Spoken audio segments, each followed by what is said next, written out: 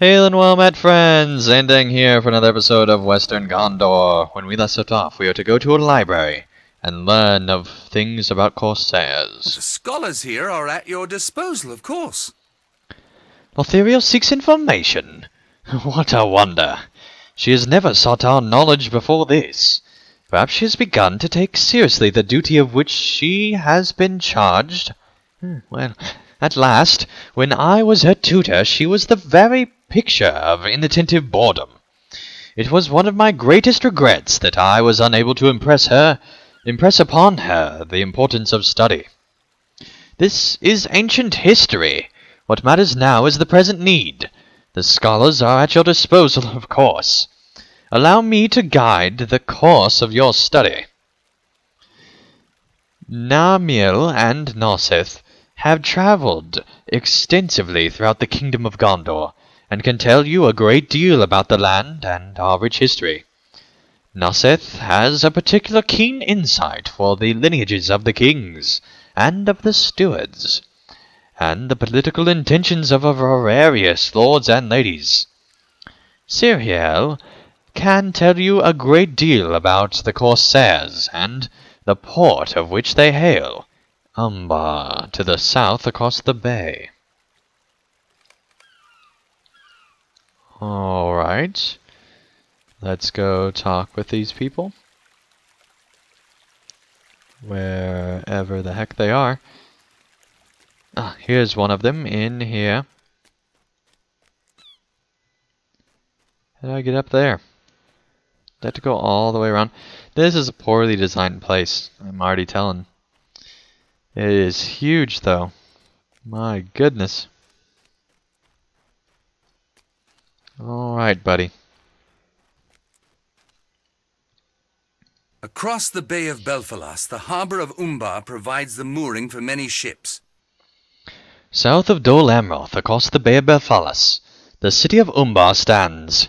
Its large harbour provides the mooring for many great ships. A mighty fortress was built there.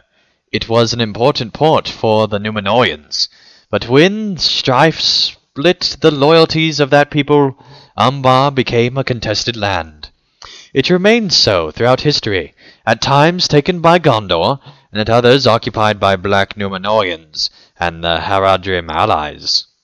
One of the most devastating losses of the Umbar occurred following the Kin strife, one of Gondor's darkest periods. The sons of Castamar, the Usurper, chief architect of the Kin strife, escaped from Gondor and named themselves Corsairs of Umbar. Castamar's sons were all slain, but their legacy remains. The Corsairs have caused much hardship along the coastline over the years. Okay. That does tell us a little bit more about the Corsairs than we probably wanted to know. But luckily we do know about them now. This place is a very nice library, I must admit. If they had one of these at my colleges, who knows, I might actually study a bit more. Okay, let's see here. Where is the other? Looks like they're back here. Back here somewhere. Are they on the second level? That would be very lucky. Oh, look! They are. Imrahil is well loved by the people, but his daughter Lothiriel is untested and unproven. Lord Imrahil is the prince of Dol Amroth, and he is the wise ruler of the city and its surrounding lands. He has gone to Minas Tirith with many soldiers, but has left some of his sworn knights to serve his daughter Lothiriel, who now rules the city during his absence. Imrahil is well loved by the people of Belfalas, but his daughter is untested and unproven. Númenórean tradition allows women to rule. Not all folk in Gondor remember such things. I have heard some dissatisfaction that she was chosen to rule the city while her father is away. But Lothiriel is loyal and complies with her father's wishes, despite her young age and a tendency towards recklessness. She recently disagreed with an argument of marriage, but It is my understanding she will go through with the proposed match, despite her feelings, or the feelings of a great many of her people.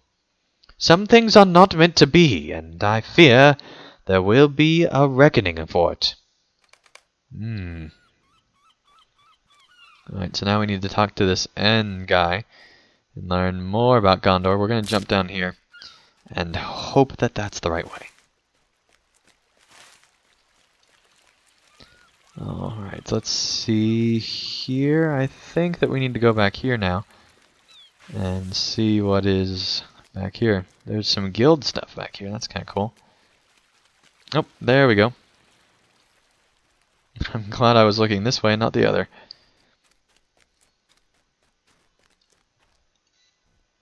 I will tell you what I can about our kingdom. There is much of which I might speak. I will tell you what I can. I will tell you what time allows about our kingdom. But that is such a rich history, and there is much of which I might speak. The kingdom was first established in the wake of disaster. The land of Numenor fell beneath the waves. Only fast ships could save the household of Elendil, and brought them to these shores. High King of Elendil's sons ruled the kingdom together. But when the Dark Power returned to Middle-earth, Elendil and his sons, Isildur and Arnion, were slain. The line continued by way of Arnion's son, though through many years, until Erenir, the last king of Gondor, disappeared into Minas Morgul, and was never seen again. For more than 900 years, rule of the kingdom has passed down through the heraldry line of the ruling stewards, charged with maintaining the peace and welfare of Gondor, until the line of kings is restored. Few believe that can never happen, and claim it would need to prove an unbroken bloodline with a blood test and much research, but a task that seems insurmountable to this poor scholar. Yes, that is quite true, I suppose, being 900 years old and all. Alright, what's in here? Just like a nice little cubby storage study area? That's kind of cool. Alright, let's make our way back to the main person. Alright, let's talk once more with this man. I see that Noseth spoke to you of Lothiriel's betrothal. I should have counselled restraint. Did my scholars help you learn anything of use, Andang? It seems to me that the Corsairs are a dangerous threat, and Lothiriel would be wise to recall the swan knights she sent from the city. I hope the information of my scholars proves helpful to you and to Lothiriel, and awakens her to the uncertain future that awaits. Bethabia notices your expression and sighs. I see that Noseth spoke to you of Lothiriel's betrothal to Boromir. I should have counseled her to exercise restraint. None are happy about this match, save Denethor. And as he is ruling steward, there are none willing to speak against his wishes. All I know of it is that he had a dream of some sort that convinced him of the rightness of his match, but I do not know what it could have been. You decide not to tell the earnest archivist that you know Boromir will never wed Lothiriel, but the young ruler of the city should be told the fate of her intended. We have to break the news of Boromir's death to her? Oh, that is going to be terrible. Oh man, I really do not want to do this, but I suppose it is a quest, and as Finleaf would say, you just gotta do quests. So let's go ahead and get this done. Oh, this is gonna be terrible. Oh man. You have returned. Why do you appear so sorrowful? What is wrong? You have returned from the Library of Archives, Andang. Have you learned anything that will help us defend against the attacks of Umbar? Why do you appear so sorrowful? What is wrong? There's no easy way to give such tidings. There's no easy way to give such tidings as you have of Vormir, but you have to do the best you can, and tell Lothiriel that he fell in battle protecting those he could not protect themselves. Her face betrays a confusing mixture of emotion. I do not know what to say, Antang. Boromir was a good man. He always had my love and respect, and I would have married him for Gondor, but his father, the steward, dreamed of the triumph of the kingdom, and in the dream I was Garnland, queen in Minas Tirith, beneath a fair and golden sun. My father, too, had a similar dream. He dreamt that I would be in a high place, wearing a golden crown. Althea wipes at the dampness in her eyes with the back of her sleeve. I mourn for my cousin Andang, and for Gondor. I was unhappy with the marriage match, true, but now that he is gone, I am so sad for his passing. Glad that he attained glory, and angry for my grief. I do not know how to feel. I will grieve at another time. For now I must be strong. No. While my father is away, I must rule in Dol Amroth. And I do not have time to come to terms with this loss, Andang. I will grieve another time, and reconcile my feelings then. For now, I must be strong. By the set of her jaw, you see that Lothiriel is resolved, and the strength of her father is in her. I sent forth the Swan Knights for two purposes. One was the purpose of a ruler, to ensure the safety of her people.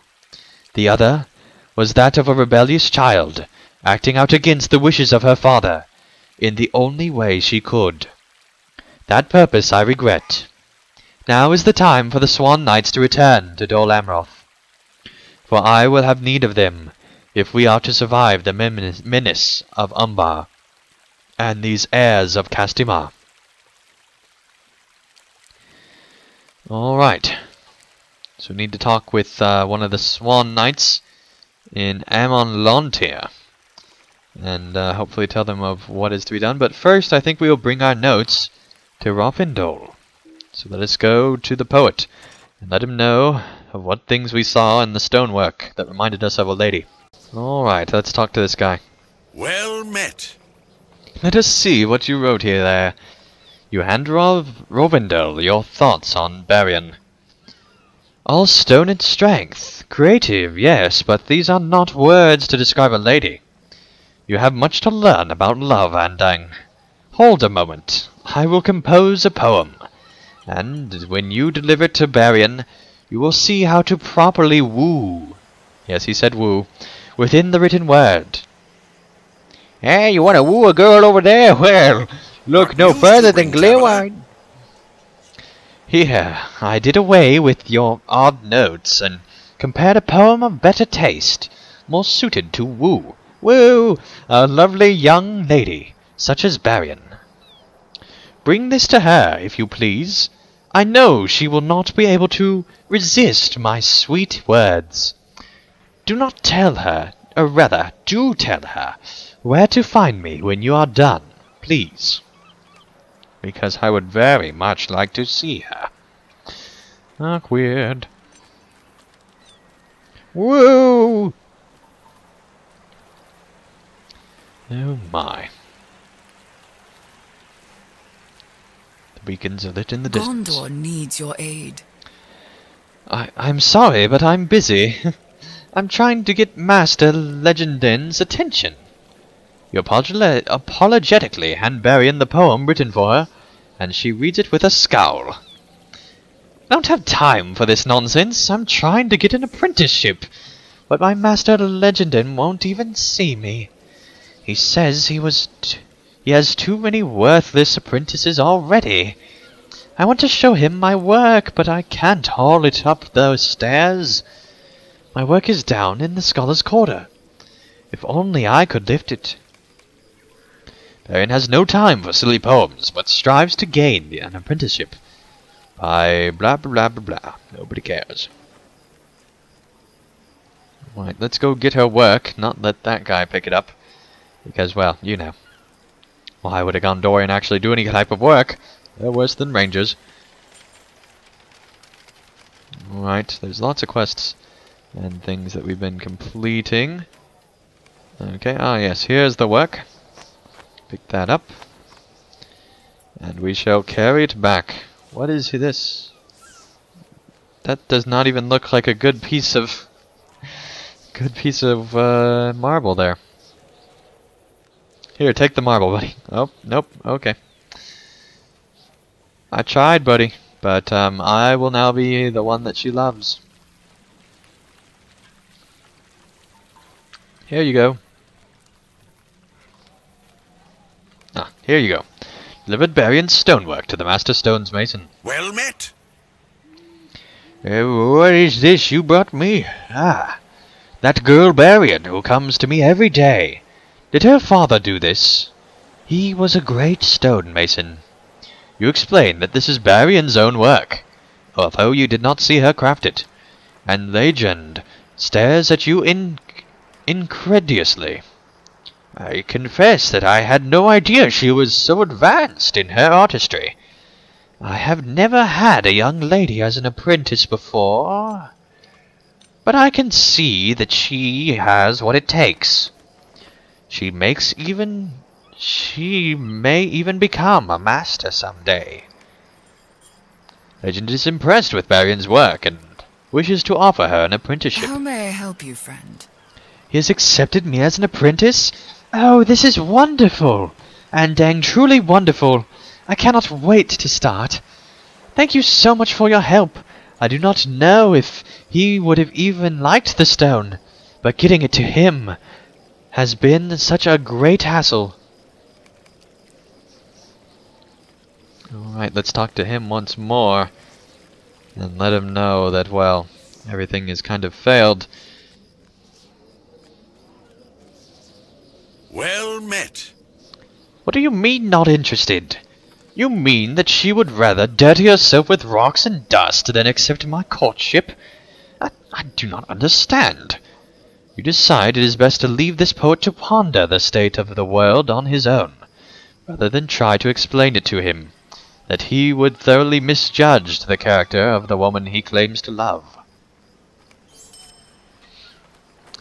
Alright, well, we need to now find Harper's Court, but I think that is time for another day. So thank you guys so much for watching, and I'll see you again real soon for another episode of Western Gondor, as we are getting near to the end here. I think there's not too much more that we need to do, so there's bound to be some big ending thing right around the corner. So thank you guys so much for watching this episode, and I'll see you again real soon for another episode of Western Gondor. Thank you guys so much for watching. If you enjoyed this video, feel free to hit the like button below, and if you'd like to see more of my daily content, feel free to subscribe, and you'll be notified when that new content comes out. And also, if you'd like to help support my channel and help me continue to create high quality videos, feel free to support me on Patreon, and you can get all sorts of great rewards in the process. So thank you guys so much for watching, and I'll see you again real soon for another video.